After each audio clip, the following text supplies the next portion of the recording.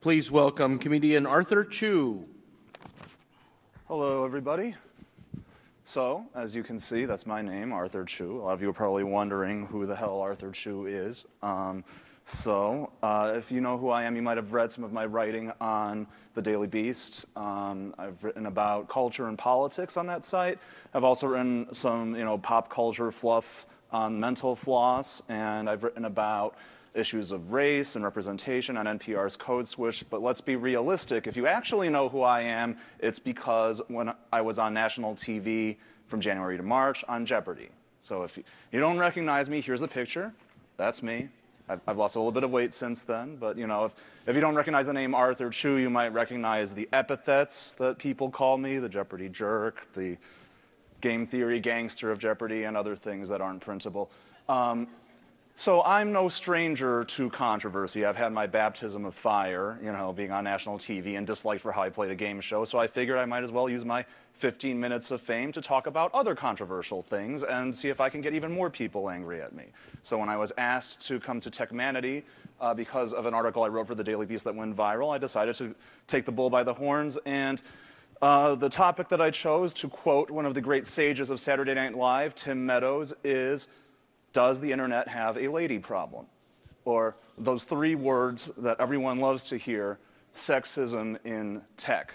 And I speak only as a user, as a content creator. I know very little about the behind-the-scenes world of tech. I only know the effects that it has on me, people I care about. And the big question people always ask, it's always a sort of two-sided thing, is technology, has it been good for society, for our relationships with each other? Has it built bridges, allowed us to have new modes of expression, allowed voices to be heard that haven't been heard before? Or has it been bad? Has it alienated us from each other? Are we addicted to our phones? Are we losing our ability to relate to each other on a human level because of how technology has filtered our relationships with each other? And usually what people say is that it's neutral. That's the safe thing to say, right? That there's nothing new under the sun, that anything bad you see on the internet today was in newspapers and penny dreadfuls a few generations ago, that every generation has its trolls and has its toxic cultures. And to some degree, I agree with that, but I think that's not really going far enough. It's not that technology doesn't change anything. If it did, we would all be wasting our time, developing technology, purchasing technology. The issue is that technology is a force multiplier. Technology takes whatever it was you were doing, and the whole point of having tools is to allow you to do it better, more efficiently, with more power behind it. That is a lever from a third grade physics textbook. It's a class 1 lever if you care about it, but it's a tool for allowing you to exert greater force over a shorter distance or less force over a greater distance, but to transform what you're able to do. So there are many things that we as human beings do to each other, many ways that we relate to each other. Some are good, some are bad, and technology allows us to do the good things better, but it also allows us to do the bad things worse. And I could go on at length about things that I am not an expert on, about inequalities that have been exacerbated by technology, inequalities in the labor market, inequalities in various commercial markets. That's not something I'm an expert on. What I am an expert on is internet trolls. So I'm going to talk about that. There was a writer, Amanda Hess, who had a piece that went up in the Pacific Standard, Why Women Aren't Welcome on the Internet, which was very useful because it put together a lot of things that people have studied over the years. So many people say this is a subjective issue. There is an organization working to halt online abuse, or WOA, which is the best acronym in the world, that found out that 72.5% of the complaints about online harassment that they gathered in their study came from women. That there was a Pew Research study that said that 5% of women they asked said that internet harassment had made them afraid for their personal safety. And finally, if you want a study, the University of Maryland, and this is an old study, 2006, but it actually went viral on Twitter a little while ago after I'd finished writing this, so obviously I'm prescient. But they did an experiment where they created bots that didn't post any content, that just appeared in various communities to see if they would get random anonymous harassing messages. On average, Bots that were designed to have names that seemed feminine received 100 harassing messages per day. The number for male or neutral sounding names was an average of 3.7 harassing messages per day. There's the fact that XOJane reported on their fellow website Jezebel having a serious problem with people posting videos of offensive, obscene content as spam in their comments section, to the point where the only solution was to shut down embedded video in the comments. And obviously, this is not a typical problem that comment sections have, and for some reason, websites that are geared towards a female audience and talking about feminist issues have this problem. The closest thing I can give you, though, to a double-blind experiment is in response to the 2014 Isla Vista shootings. There were various writers who talked about the role of media that led to the Isla Vista killer's lengthy manifesto about how he wanted to kill people in order to get revenge for his lack of romantic success with women. One of those people was Anne Hornaday, who is a film critic for the Washington Post, and one of those other people was Arthur Chu, who was a random Jeopardy contestant, blogger, who wrote something that went viral and got invited to speak at Techmanity. And Hornaday writes an article for the Washington Post about the role film culture may have played in the Isla Vista shooting, mentioning the film Neighbors and Seth Rogen. It was a very respectful, very mainstream kind of piece. Arthur Chu wrote a similar piece talking about nerd culture, gamer culture, that was actually much harsher in tone, used a lot more obscenity. You know, I'm not a very, this is as filtered as I get. And there was a random Tumblr blogger named Pop Torts, so I have to give this person, I don't know them, credit for doing this study, who was interested in looking at the reactions on Twitter after these incidents. And they counted the tweets sent out in the wake of both pieces. For my piece, for Arthur Chu's piece, there were 75% positive messages sent on Twitter or in the comments section of the website where it was posted. Of the negative or neutral comments, 2% of them were personal attacks, by which I mean there was one tweet that was a personal attack that I saw. And Hornaday, by contrast, had a very different reaction. Even though her article had basically the same content, she received 23% positive responses, and out of the remaining negative responses, 47% of them consisted of personal attacks. And a lot of these came because Seth Rogen, the actor from the film Neighbors, took personal offense. This went viral, and she became the locus of a bunch of defensive attacks.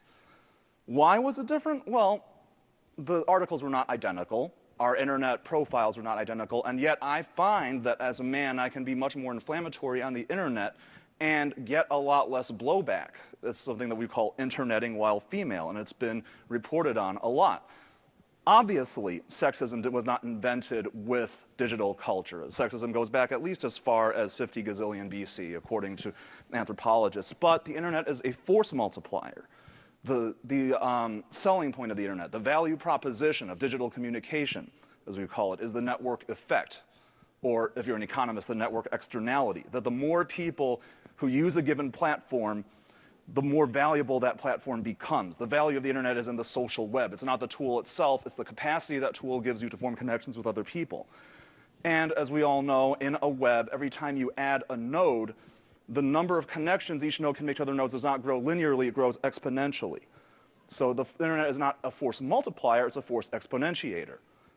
That's the best graphic I could find for that concept. So some fake math. Right? 3 minus 2 equals 1. If we were to multiply those numbers linearly, the difference would also be multiplied linearly. And to me, this is what people mean when they say there's nothing new under the sun. Newspapers created the potential for hostility and skewed messages and abuse. The Telegraph did that. The internet's doing the same thing. I would say that if we're not multiplying by a linear factor, but we are squaring the coefficients, 3 squared minus 2 squared is 5. It's not twice 1, it's 5 times 1. This is obviously a strained analogy, but if there's a difference between the social power that white people and black people have in our society, and we attribute that difference to racism, if we build a social web that's based on leveraging the social power you already have, we get more racism, not less of it. If we build a system around leveraging the power that people already have, men's existing greater social power leads to more sexism, not less of it. By the way, an equation of the form x squared and y squared equals a constant is a conic section. If the coefficients of x and y are both positive and the difference between them is positive, what's the cut? Okay, it's all clearly been a long time for all of us. It's a hyperbola.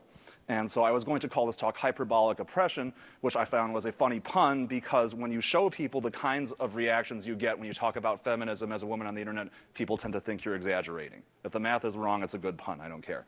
So, supply and demand. The problem with supply and demand as a concept that we use to justify free market interactions based on the idea that it leads to everybody getting an equal opportunity to get what they want is that we don't start off on an equal playing field. Those who have a greater amount of purchasing power can shape the market to be more like what they want. They can have a greater influence on pricing. The rich get richer. This is literally true in the economy, and there's a whole conversation to be had about that in terms of financial capital. But when we're talking about social capital, the fact that we build a network around global connectedness, anonymity, and speed of communication means that people who are early adopters, people who start off with greater investment in a platform, with a greater perceived right to speak, and who exist in greater numbers can drown out people who are later adopters, who have less of a perceived right to speak, who exist in fewer numbers. And you see this in the lopsided way that various social networks on the internet operate. You see this with the way Wikipedia, which was supposed to be a content-neutral platform for collecting encyclopedic information, had 30 times as much information on various generations of transformers as it did on Chinese poetry for all of Chinese history, because there was a cultural bias in the kind of person who edits Wikipedia. There's a cultural bias in the kind of person who is on Twitter. There is a cultural bias in the kind of person who's on Reddit. There's a cultural bias in the kind of person who posts Airbnb listings. These tools have given everybody more power to speak and more power to connect, but they haven't done so equally.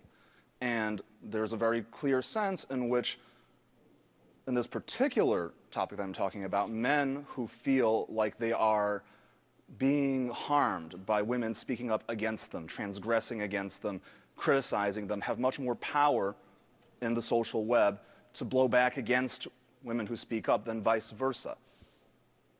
So I believe in the potential of technology to empower people.